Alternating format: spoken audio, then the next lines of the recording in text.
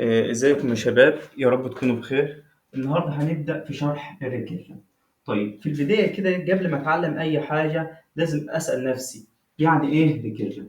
يعني ايه ريكيرجن باللغة الانجليزية؟ الترجمة بتاعتها يعني ايه؟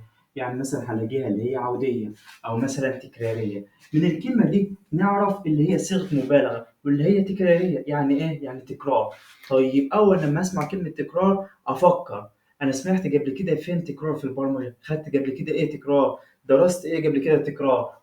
هفتكر اللي هي ايه، اللي هي اللوبس. طيب اول لما افتكر كلمه اللوبس، اللوبس ده ينقسم من ضمن ايه، من انواع ايه، من انواع الريبيتيشن اللي هو ايه، من انواع التكرار. طيب يبقى كنا بنقول الريبيتيشن ده عندي النوع اللي اسمه هو ايه، لوبس. تمام، ده كان القديم. طب دلوقتي اول ما عرفت الريكيرجن نوع من انواع التكرار يبقى ايه، هاجي عند الريبيتيشن وادي له سهم تاني واقول له عندك نوع تاني من انواع التكرار اسمه ايه، اسمه ريكيرجن. يبقى عرفت دلوقتي ايه اللي انا عندي نوعين من انواع التكرار، تكرار بالريكيرجن وتكرار باللوبس. طيب دلوقتي احنا عرفنا يعني ايه ريكيرجن، يعني نوع من انواع التكرار. طيب تمام جدا. طب دلوقتي انا عندي حاجتين، عندي اللوبس وعندي الريكيرجن. طب هما الاثنين دول من انواع التكرار.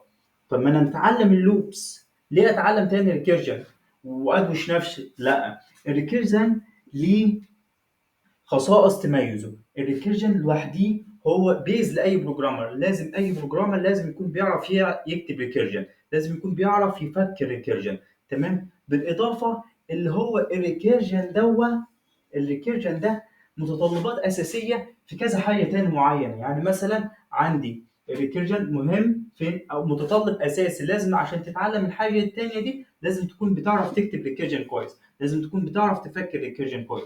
زي ايه مثلا؟ زي الباك تراك. تمام، زي ايه مثلا؟ زي الدي بي دايناميك بروجرامينج. زي ايه؟ زي الجراف. طيب يبقى احنا دلوقتي هنتعلم الريكيرجن لان هو اساسي، اي بروجرامر لازم يكون بيعرف يكتب ريكيرجن وبيعرف الاهم اللي هو يفكر ريكيرجن، واللي هو كمان متطلبات اساسيه في ايه، في كذا توبك تاني والجوريزم. طيب يبقى احنا دلوقتي عرفنا ايه هو الريكيرجن وانواع الريبيتيشن والفرق بين الريكيرجن واللوبس، اللي هو ده كل واحد دول هما الاثنين نوع من انواع التكرار، بس كل واحد والتاني ليه ميزه خاصه بيه. وعرفنا اللي هو الريكيرجن مهم جدا لاي بروجرام اللي هو يكون عارفه.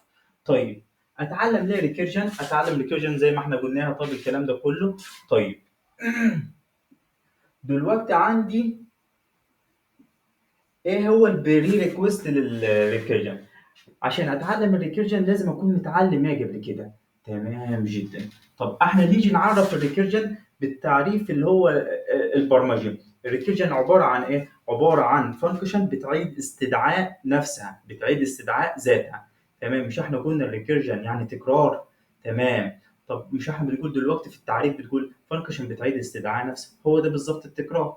تمام، يبقى من خلال التعريف ده هنعرف نوصل لحاجتين. احنا بنقول فانكشن بتعيد استدعاء نفسها، يبقى ايه؟ احنا اول كلمه عباره عن ايه؟ عباره عن فانكشن. يبقى اللي هو محتاج اعرف اكون عارف الفانكشن وبتعيد استدعاء نفسها اللوبس، مضطر ان انا اعرف ايه اللوبس. طب ما هتقول لي الريكيرجن زي اللوبس، بس احنا جوه الريكيرجن نفسها هكتب لوبس، يبقى انا لازم اكون بعرف اكتب لوبس. طيب تمام جدا. نيجي نسال نفسنا سؤال تاني، هو الريكيرجن ده كان بدايته في البرمجة ولا ظهر قبل كده؟ هتقول في بدايته في البرمجة. لا، الريكيرجن ما ظهرش في البرمجة. الريكيرجن ده ما هو إلا طريقة تفكير. طب إيه هي طريقة التفكير دي؟ احنا مش بنقول فانكشن بتعيد استدعاء نفسها. طب ليه بتعيد استدعاء نفسها؟ لأن هي ماشية على نهج معين. إيه هو النهج ده؟ النهج بيقول اللي هي الفانكشن بتاخد مشكلة معينة وبتقعد تقسمها لأجزاء، تفضل تقسمها لأجزاء أصغر لأجزاء أصغر لأجزاء أصغر. طب ليه بتقسمها لأجزاء أصغر؟ علشان توصل لمشكلة صغيرة خالص هتقدر تحلها ببساطة شديدة. هتقدر تحلها، هتكون هي مثلا حقيقة مثبتة رياضيا، أو مثلا هتبقى مدهاني في المسألة. يبقى هي فانكشن هتقسم المشكلة لشوية مشاكل أصغر لشوية مشاكل أصغر لشوية مشاكل أصغر لحد ما توصل لحاجة صغيرة جدا هتعرف تحلها. وبعد ما قسمت الحاجات دي أصغر أصغر أصغر، أول لما توصل للمشكلة دي اللي هي عرفت تحلها ببساطة هتبدا تطلع لفوق، تعوض من اللي فوق وتعوض للي فوق وتعوض لفوق لحد ما توصل للمشكله الكبيره. يبقى انا حليت المشكله الكبيره من خلال ان انا قعدت اقسمها لاجزاء اصغر. طيب ماشي، انت ما قلتش لحد دلوقتي هي ظهرت فين؟ هي ظهرت في الاول في الرياضه. طب ازاي ظهرت في الرياضه؟ طب احنا مثلا لو جينا نقول الفاكتوريال بتاع اي رقم، الفاكتوريال مضروب الرقم. طب عباره عن ايه الفاكتوريال؟ مثلا لو قلنا فاكتوريال مثلا الاربع، عباره عن، هتقول لي الفاكتوريال للاربع عباره عن ضرب الاربعه في الثلاثه في الاثنين في الواحد. تمام؟ تمام. بس دي مش هي الصيغه الاساسيه في الصيغه الاساسيه في القانون. لا، القانون اصلا بيقول ايه هي الصيغه بتاعته؟ بتقول لي فاكتوريال اي رقم عباره عن مثلا الرقم اللي هو مثلا n، فاكتوريال الان عباره عن n في ايه؟ في فاكتوريال n ناقص واحد. تمام؟ يبقى هي ده القانون الاساسي، وهو ده القانون اللي ظهرت فيه ايه الريكيرجن. طب ليه؟ انا مثلا لما اقول لك فاكتوريال 4 هتكتب هنا 4، وبعد كده هتكتب لي ان، يبقى ان 4. طيب في مين؟ في فاكتوريال ان ناقص واحد اللي هو مين؟ فاكتوريال الثلاثه. طب انت تعرف الثلاثه؟ تعرف الفاكتوريال بتاع الثلاثه؟ لا، ما تعرفش الفاكتوريال بتاع الثلاثه. طب هتحلها ازاي؟ يبقى ايه؟ هتضطر انك انت تحل الفاكتوريال بتاعت الثلاثه. هتوصل هنا عند الفاكتوريال الثلاثه هتقول لي 3 في فاكتوريال 2. عارف انت فاكتوريال الاثنين؟ لا، يبقى انت هتيجي هنا عند فاكتوريال الاثنين هتقول لي 2 في 1 فاكتوريال الواحد. طيب اصلا مثبت رياضيا اللي هو فاكتوريال الواحد وفاكتوريال الصفر بكام؟ فاكتوريال الواحد وفاكتوريال الصفر بكام؟ بواحد. يبقى دي ايه؟ يبقى دي حقيقة علمية مثبتة. طيب يبقى انا اول لما وصلت هنا، اول لما وصلت انا عند الواحد، انت يا فاكتوريال الواحد انا عارفك، هتقول لي انا عارفني ليه؟ لان مثبت رياضيا. يبقى هتيجي هنا تعوض. طب بكام؟ طب الناتج بتاعك هتقول لي بواحد. يبقى تيجي هنا هتعوض بدل فاكتوريال الواحد هتكتب واحد. يبقى 2 في 1 بكام؟ يبقى ب 2. يبقى فاكتوريال الاثنين بكام؟ ب 2. هتيجي تعوض فاكتوريال الاثنين هتحط فاكتوريال الاثنين، يبقى 3 في 2 ب 6. يبقى فاكتوريال الثلاثه بكام؟ ب 6. هتيجي تعوض هنا فاكتوريال الثلاثه هتكتب لي، يبقى فاكتوريال الثلاثه هتعوض بيه ب 6، و4 في 6 هتبقى ناتج فاكتوريال الاربعه. تمام؟ يبقى ده اللي ظهرت الريكيرجن. طب احنا عملنا ايه هنا؟ عملنا خدنا المشكله دي، المشكله الكبيره، وقعدت اقسمها لاجزاء اصغر لاجزاء اصغر لاجزاء اصغر لحد ما وصلت للفاكتوريال الواحد اللي هو اصغر حاجه، وعرفت احل بكل بساطه. طيب تمام. طب نقول مثال تاني، مثلا طريقه تفكير مش اكتر. طب ايه المثال التاني؟ لما اقول لك، هو يعني هو مثال بس مش اكتر من اي حاجه مثبته ولا الكلام ده كله. طب مثلا لما اقول لك مثلا اجي اديك مثلا 30، وعاوز عاوز من ال 30 دي عاوز اطلع منها كام؟ اطلع منها مثلا 35%. هتجاوبها ازاي؟ طب انت حافظ الكلام ده؟ فلنفترض واحد حافظ مثلا هيعرف يجاوب بكل سهوله. انا مش حافظ. طب ايه رايك نفكر بقى؟ هتقول بدل ما تقول انا مش عارف، لا افكر. هفكر ازاي؟ هفكر ريكيرجن. ازاي يعني ايه افكر ريكيرجن؟ يعني هبدا احل حاجه اصغر اصغر اصغر اصغر اصغر بكل بساطه. احنا بنقول هنا 35%. طب وليه نصعبها على نفسنا؟ ما تيجي نقول مثلا ال 10% من دي بكام؟ بكل بساطه ال 10% بكام؟ ب3. اللي انا هجيبها بكل بساطه. تمام؟ ليه؟ لان 3 في 10 ب 30. تمام؟ يبقى انا عرفت من الرقم ده اللي هو الفاكتوريال بتاعته ال 10% منه بكام؟ ب3. طب هو عاوز كام منه؟ عاوز 35%. طب خلاص، يبقى احنا كده ال 30% عرفتها بكام؟ ب3 في 3. مش هي هنا 3 عشرات؟ ال 30 دي فيها كام عشرة؟ فيها 3 عشرات. طيب والعشرة الواحدة بكام؟ ب3. يبقى فاكتوريال ال 30 هي عبارة عن كام؟ عبارة عن 3 عشرات. طيب والعشرة بكام؟ والعشرة ب3. يبقى 3 في 3 بكام؟ ب9. يبقى كده قاعد لي كام؟ قاعد لي ال 5%. طب مش انت قلت هنا ال 10% ب3؟ يبقى ال 5% بكام؟ 5% بكل بساطة نص دي بكام؟ واحد ونص. يبقى الناتج بتاعك 9. ادتني 30%، ادتني 9. وال10 وال5% ادتني 1.5، يبقى الناتج بتاعك 9 زائد 1.5. انت الكلام ده عملت ايه فيه؟ لا حفظت جدول ضرب ولا حفظت ارقام ولا اي حاجه، انت فكرت بس بطريقه تفكير بسيطه جدا. وهو ده بالظبط الريكيرجن، اللي انا هبدا افكر بحاجات اصغر بحاجات اصغر بحاجات اصغر. طيب تمام جدا. طيب دلوقتي احنا هنبدا نتعلم ريكيرجن. تمام. قبل ما نبدا نتعلم ريكيرجن محتاجين نعرف، احنا عرفنا الريكيرجن. تمام. طيب اللي هو فانكشن بيتعيد استدعاء نفسه. طب انت بتعرف الفانكشن ده في الميموري بيتخزن ازاي؟ هتقول له اه. طب هقول لك تعالى نراجع مع بعضينا. طب عندي المين بتاعتي، الميموري بتاعتي لما اجي احجز فانكشن او اكتب فانكشن بيبقى بتخزن لي حاجه معينه هنا. مثلا المين مثلا بتاعتي مثلا هنا في هيب، وهنا مثلا خلينا في هنا حاجه اسمها ستاك. البرنامج بتاعك بياخد بلوك معين في الميموري، وكل جزء من الاجزاء دي بتخزن حاجه معينه. خلينا بس ناخد بس الجزء بس بتاع الميموري اللي هو ايه؟ الستاك. طب عاوزين نعرف ايه هو الستاك. طب هو اصلا الستاك ده بيخزن ايه فيه؟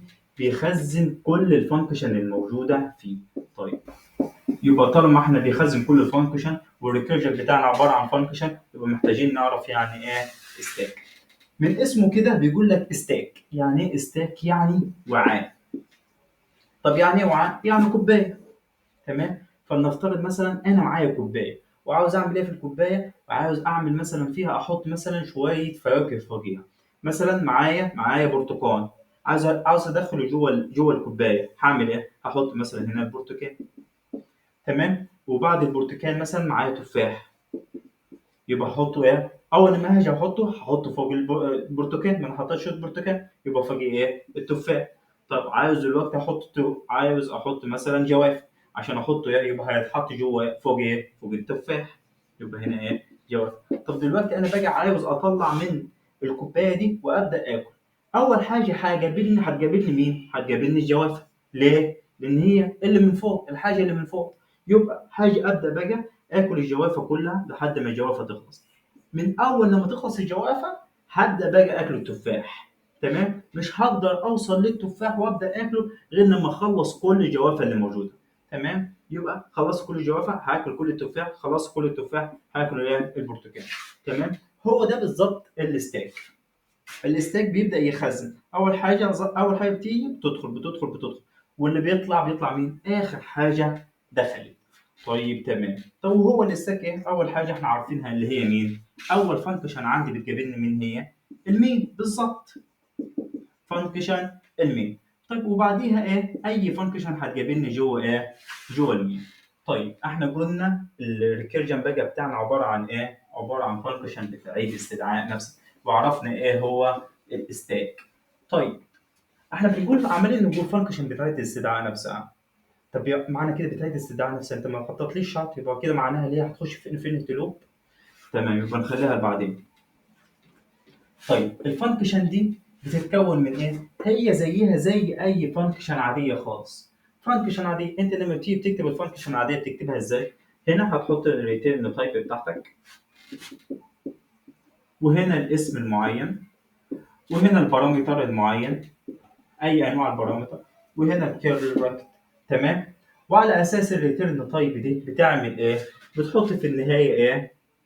الريتيرن بتاعتك. لا هتحط ريتيرن بس من غير اي حاجه لو كانت فويد طبعا انت عارف.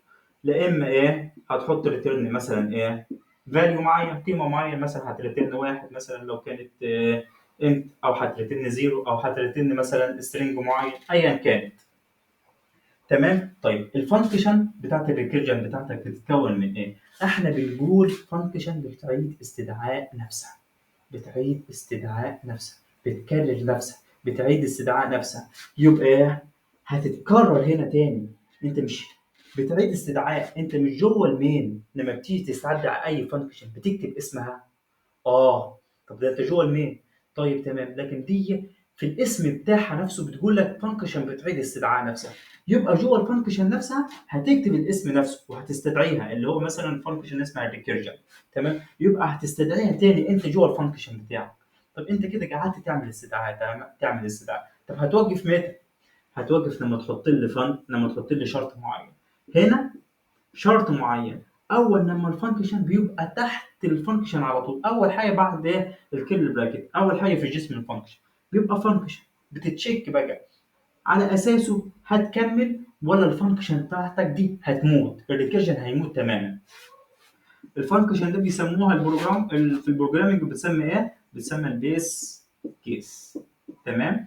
طيب ودي احنا مش قلنا فانكشن بتاعت الاستدعاء نفسها؟ ده الاستدعاء ده اسمه ايه؟ اللي كده اسمه استدعاء، خلاص يبقى هنا مثلا تقول عليه ايه؟ استدعاء، اللي هو بيسمى ايه؟ ريكيرسيف كول. بيسمى ريكيرسيف كول من اسمه كده، ريكيرسيف من ريكيرجن. تمام؟ ومن هنا اي حاجه انت عاوز تكتبها، اي حاجه انت عاوز تنفذها. طيب ايه رايك تيجي نعمل اصلا ريكاب كده معاه مع اللوب؟ إيه مش عارف هيبان هنا، مثلا هنا نكتب مثلا اللوب الفور مثلا اللوب، لا خلينا في الوايل. انا عاوز اطبع الارقام من 1 لحد 5. تمام؟ يبقى نعمل هنا ايه؟ انيشال فاليو اللي هو ايه مثلا بواحد. وهنا حاجه هتشيك عليه ده الكونديشن، اللي هو لو الاي اقل من او يساوي 10 ادخل لي اطبع لي ايه؟ اطبع لي الاي. تمام؟ وبعد كده هنا ايه؟ هنا خلينا دي لوحدها الكونديشن، وخلينا هنا نعمل بريك. لو الاي بتاعتك دي كبرت عن ال10 يبقى اعمل لي ايه؟ بريك. تمام؟ وهنا اكيد بعد ما هطبع هعمل ايه؟ انكريمنت. تمام؟ طيب تعالى ايه رايك في الجزء ده نقسم على الفانكشن؟ مش ده كونديشن بيوقف الفانكشن؟ يبقى هنا ايه؟ زي جوباله ايه؟ جوباله البيس كيس. مش ده انيشال فاليو؟ قدامه البارامتر اللي هو اصلا بيسمى ايه؟ ستيت. تمام؟ كل حاله بتسمى ستيت.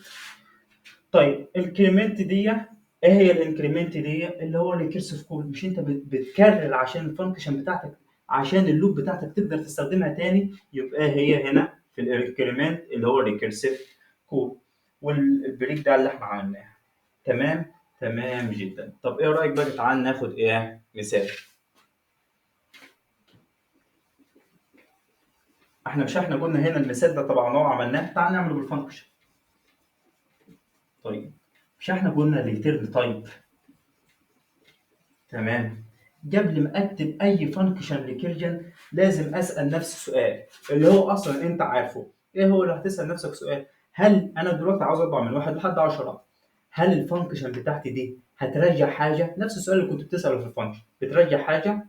لما تطبع من 1 ل10 هتقول لي لا مش بترجع حاجه. بالظبط، يبقى تكتب ايه هنا؟ هتكتب فويد عادي خالص. تمام؟ وبعدين هنا اسمها الفانكشن اللي احنا هنسميها ريكيرجن. تمام؟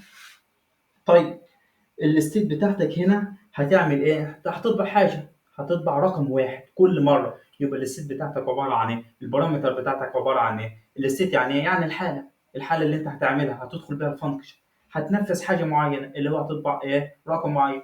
يبقى هتبقى البارامتر بتاعك كام؟ انت مثلا رقم اللي هو نم. تمام؟ هتدخل بقى الريكيرجن. احنا قلنا الريكيرجن بتجيب لك ايه هنا؟ البيس كيس اللي هو ايه؟ بتوقف الريكيرجن الفانكشن بتاعت الكونديشن. طيب احنا هنا بنقول اول لما هتلاقيه يبقى هتعمل ايه؟ هتوقف الكونديشن. طيب ايه هو؟ او بالظبط هنا اول لما النم بتاعتك دي تبقى اكبر من 10 اعمل لي ايه؟ وقف لي الفانكشن بتاعتك. طب الفانكشن نوعها ايه؟ فويد. لما بتيجي تعمل ريتيرن اللي هي بتعملها بايه؟ تعملها بريتيرن. اول مش الفويد دي، اول لما بتشوف كلمه الريتيرن بتموت، خلاص بتوقف خالص، هتقول لي طيب. طب ايه الريكيرسيف كول بتاعتك؟ احنا هنا هنبدا نطبع بكام؟ بواحد. تمام؟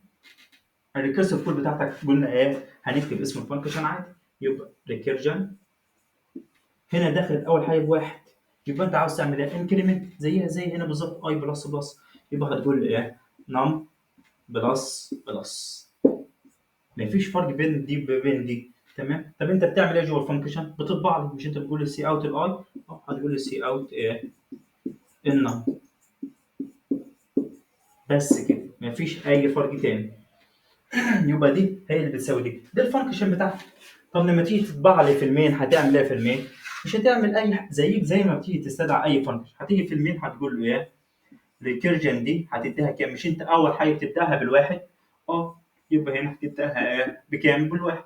وبان انت تستخدم دي بتتشيك عليها العشرة، لا انت عرفتها خلاص، فانت مش محتاج تعملها جلوبال. تمام، يبقى احنا كده عملنا اول فانكشن لينا بريكيرجن. وبعد كده برضه هنطبق على الجهاز.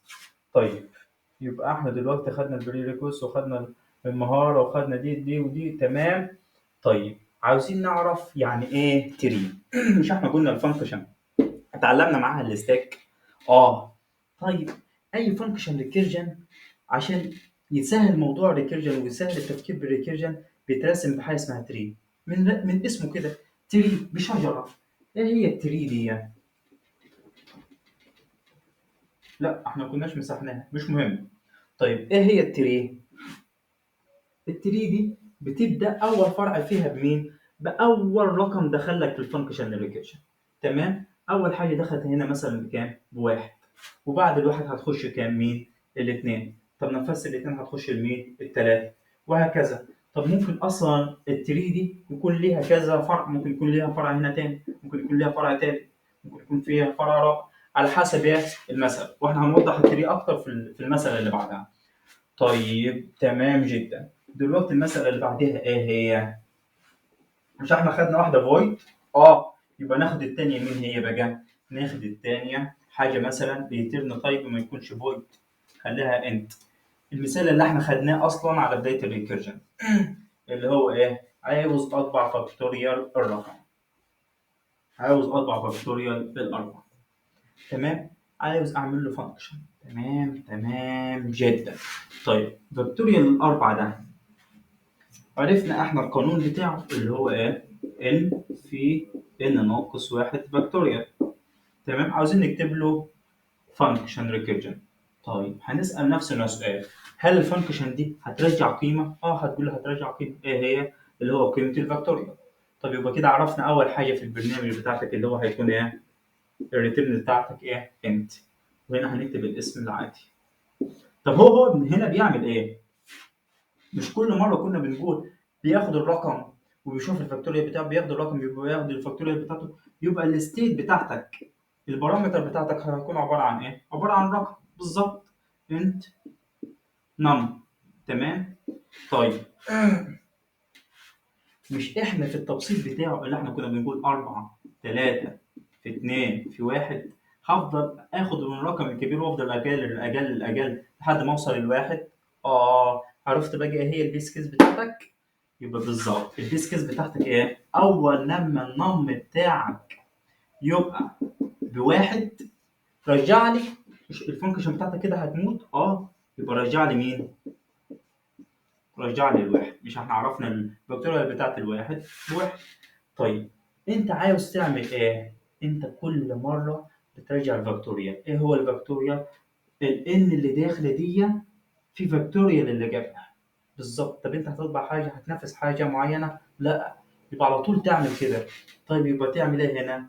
يبقى هنا هتبقى في ريكيرسيف كود. يبقى معنى كده ايه؟ معنى كده في الفانكشن الريكيرجن بتاعتك ممكن يكون فيها ستيتمنت غير البيس كيس وغير الريكيرسيف كود، وممكن ما يكونش فيها. يعني زي اول مثال، كانت الستيتمنت بتاعتي اللي هو جوه الفانكشن اللي احنا طبعنا الاي، لكن هنا مفيش ستيتمنت. مش هطبع حاجه، مش هعمل حاجه معينه، مش هنفذ حاجه معينه. انا هستدعي دايما، واول لما هقابل القيمه بتاعت البيس كيس هترجع لي الواحد. وبعد كده من خلال قيمه الاستدعاء هتبدا تعوض. هنوضح الكلام ده برضو على الفانكشن، على الكود. يبقى هنعمل دلوقتي الاستدعاء. طب انت لما تيجي تعمل استدعاء بالريكيرجن بالانت فاليو، بالانت ريتيرن، يبقى ايه؟ مش الانت دي بترجع حاجه؟ يبقى استدعي لي بالريتيرن. تكتب ريتيرن.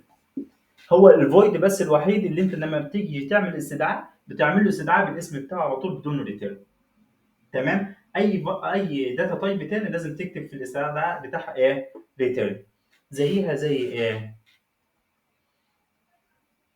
زيها انت لما تيجي تستدعي في المين فانكشن الفويد بتعملها ايه؟ بتكتب اسمها على طول بدون سي اوت. لكن اي داتا تايب تاني غير الفويد بتعملها لازم تضطر تكتب اياها سي اوت.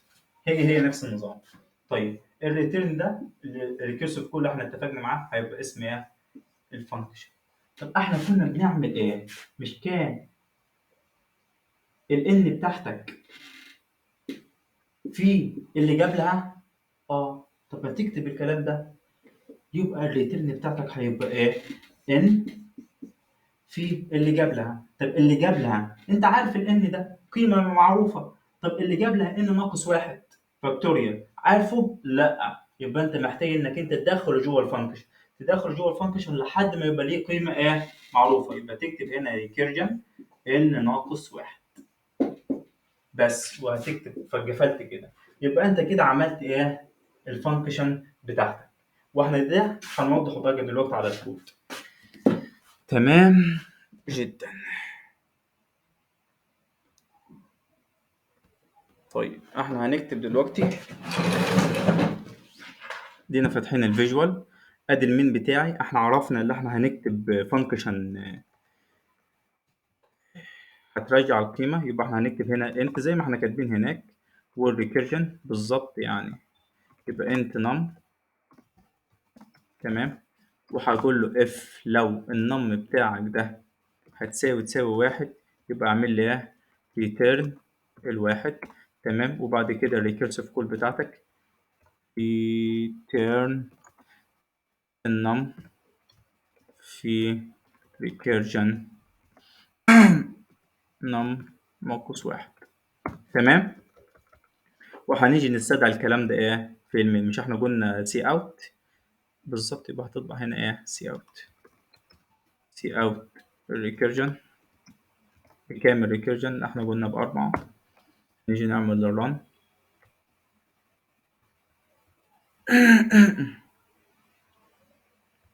تمام. طيب ب24 بالظبط. طب الكلام ده تم ازاي؟ مش احنا كنا من الاول اتعلمنا ايه هو الستاك؟ تعال نكتب الكلام ده ايه على الرسام احسن.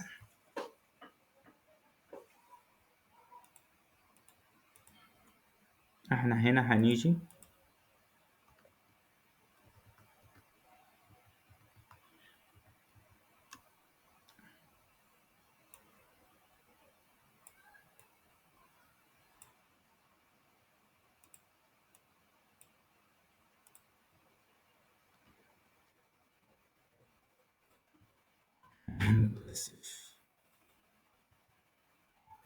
اهو، ادي الريكيرجن بتاعتك. تمام. هنيجي هنا نحط على الرسام هيحصل ايه عشان نشوف الاستاك. اول حاجه جبلتني بعتها هنا في الفانكشن ايه؟ بأربعة. تمام. يبقى اول حاجه هنا هتجابلني بكام؟ بأربعة. هتخش هنا الأربعة، خلينا نغير اللون. تمام. يبقى اول حاجه دخلت مين هنا؟ الأربعة. تمام جدا. طب هتخش انت 4 بتساوي الواحد، هتقول لها لا. طب يبقى هتعمل ايه؟ ريتيرن الأربعة في الريكيرجن. أول لما هشوف اسم الريكيرجن ده اللي أنا كده عملت استدعاء ذاتي صح؟ يبقى أروح أدخل تاني أعمل نسخة تاني للفانكشن، هدخل فيها تاني، عملت نسخة جديدة. طب مش احنا كنا عاملين نقول ستيت؟ يبقى ايه؟ هنا الN بكام؟ بعتها أنت في البارامتر بكام؟ بأربعة ناقص واحد بكام؟ بتلاتة بالظبط. يبقى انت هتخش هنا بكام؟ بتلاتة. يبقى النم بتاعتك بتلاتة، بالنم بتساوي تلاتة. لا واحد، يبقى تلاتة في كام؟ في الريكيرجن ناقص واحد. هتعمل لها استدعاء تاني، يبقى ايه؟ هتعمل فانكشن تاني جديدة، فانكشن ريكيرجن تاني جديدة، ريكيرجن تاني جديدة. يبقى هتخشها بس بكام هنا؟ هتخشها بقى بالاتنين. انت اتنين بيساوي واحد؟ لا، يبقى هنا هتعمل ريكيرجن بكام؟ بواحد. هتخش في الفانكشن تاني، هتخش هنا ستيت جديدة، فانكشن تاني جديدة، هتخشها بكام؟ بواحد. انت يا نم بتساوي الواحد، هتقول لي ساعتها هتكتب لي ايه؟ ريتيرن. اول لما تشوف الريتيرن دي في البيس كيس ريتيرن لوحديها بدون ريكيرسيف كول، يبقى ساعتها إيه؟ الفانكشن دي هتموت. بس رجعت لي كام قبل ما تموت؟ رجعت لي الواحد. يبقى معنى كده هتيجي بقى تعوض. انت يا ريكيرجن الواحد بكام؟ هتقول لي بواحد. طب وانت كنت اصلا يا فانكشن اتنين، انت كنت باتنين، كنت بتعملي لي ايه؟ كنت بترجعي لي اتنين في ريكيرجن الواحد، وانت عرفت ريكيرجن الواحد بكام؟ باتنين. يبقى ايه؟ يبقى ريكيرجن الاتنين، فانكشن الاتنين بكام؟ ناتجها بكام؟ باتنين. طيب يبقى كده مش دي ماتت؟ ماتت، ده في stack، دي ماتت ودي ماتت، يبقى إيه اللي كده اللي موجود على الstack؟ ال3. طب أنتِ يا 3 لمّا دخلتِ لي الfunction كنت بتعمل إيه ليها؟ كنت هتقول لي كنت باضرب 3 في recursion الاتنين. طب أنت عرفت الrecursion الاتنين؟ هتقول لي عرفت. طب ناتجه كام؟ هتقول لي ناتجه ب2. يبقى هتعمل إيه بقى؟ ناتجه ليه قيمة والّا لسه ما لهوش قيمة مجهول؟ هتقول لي لأ ليه قيمة، ليه؟ لأن أنا شِلته من الstack، طالما شِلته من الstack يبقى ليه قيمة. يبقى كام؟ ب2. 3 في 2 بكام؟ ب6. خلّصت كده أنت الrecursion بتاعتك وخلّصت كل حاجة، يبقى مُت. طيب يبقى إحنا عرفنا recursion ال3 function ال3 رجعت لي ال6. هتطلع بقى تاني ماتت، يبقى كده إيه اللي موجود على الstack؟ ال4. طيب أنت يا 4 لمّا دخلت الfunction كنت بتعمل إيه؟ هتقول لي كنت باعمل ال4 في كام؟ في recursion ال3. طب أنت عرفت recursion ال3؟ هتقول لي عرفته إزاي؟ ما نطلّع له قيمة معروفة اللي هي كانت بكام؟ ب6. لمّا عملنا الstack يبقى هتكتب هنا إيه؟ 6. 4 في 6 بكام؟ ب24. وهنا كده خلاص function ال4 ماتت. طب الكلام ده هو في الstack إزاي؟ أهو.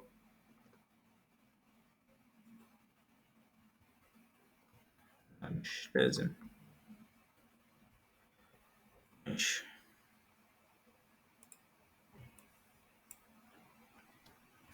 هنا هنيجي نعمل الstack. إيه اللي حصل في الstack؟ أهو. كان أول حاجة مين هنا؟ كان أول حاجة معايا الmain. هنا كانت الmain وبعد كده دخلت الأربعة. وبعد كده أنت الأربعة ليها قيمة معروفة؟ هتقول لي لأ. يبقى بعد كده حطيت التلاتة. التلاتة ليها قيمة معروفة؟ هتقول لي لأ. يبقى عبي في الريكيرجن تاني، عبيت أنت الاتنين. بعد كده عبيت إيه؟ الواحد. اللي إحنا الفانكشن اللي إحنا كتبناهم بالظبط. أول لما لقيت الواحد له قيمة معروفة يبقى ساعتها هتعمل إيه؟ كنت مش كان مات أول لما رجع القيمة؟ رجع القيمة مات. بعد كده الاتنين رجعت قيمة ماتت. التلاتة رجعت قيمة ماتت. الأربعة رجعت قيمة اللي هي بكام؟ بال24. فهتموت. تمام. وبعد كده ماتت وخلاص. كده في المين بقى ساعتها في المين هترجع لي مين؟ هترجع لي ال 24 اللي هي احنا ايه كتبناها. تمام. طب التري بتاعتها اه كبر الشاشة. تمام. يبقى احنا عرفنا هنا اللي بس الفانكشن دي اللي هي الأربعة، ولا اديت لي كذا فانكشن؟ ما كانش فانكشن لوحديها، لا ده كل واحدة فيها عملت فانكشن تاني جديدة. تمام. طب أول حاجة الستاك التري بتاعتك بدأت بإيه؟ أول حاجة ظهرت أنت كانت بكام؟ ظهرت بالأربعة. يبقى الأربعة طلعت ناتج؟ هتقول لي لا. يبقى دخلت لمين؟ التلاتة. التلاتة دي طلعت ناتج معروف؟ هتقول لي لا. يبقى طلعت مين؟ هتروح للاثنين. الاثنين طلعت ناتج معروف؟ هتقول لي لا. يبقى راحت للواحد. الواحد طلع ناتج معروف؟ هتقول لي اول لما هتقول لي طلع ناتج معروف يبقى ايه؟ هتبدا تعوض. هتعوض بيه بالفانكشن بتاعته بكام؟ هتلاقيها بواحد وهتموتها. وبعد كده هتطلع للتري. لقيت كده هتعوض باللي معاك وهتطلع ناتج معروف يبقى يموت. هيعوض باللي معاك وتعرف تطلع ناتج معروف هيموت. هتعوض باللي معاك هتطلع ناتج معروف هتموت. طب ده التري. التري. طب ما احنا ايه الفرق بين التري وبالاستاك؟ الاستاك ده مصطلح هنعرف الكمبيوتر شغال ازاي. اما التري ده ايه؟ ده رسمه توضيحيه ببدا افكر فيها قبل ما اكتب فانكشن الريكيرجن. تمام. هتوضح لي ازاي ابدا افكر، هتوضح لي ازاي ابدا افكر، ازاي ابدا اكتب كود. تمام. والكلام ده هنعرفه تاني في مثال تاني ان شاء الله في الفيديو الجاي. وبالتوفيق ليكم يا شباب.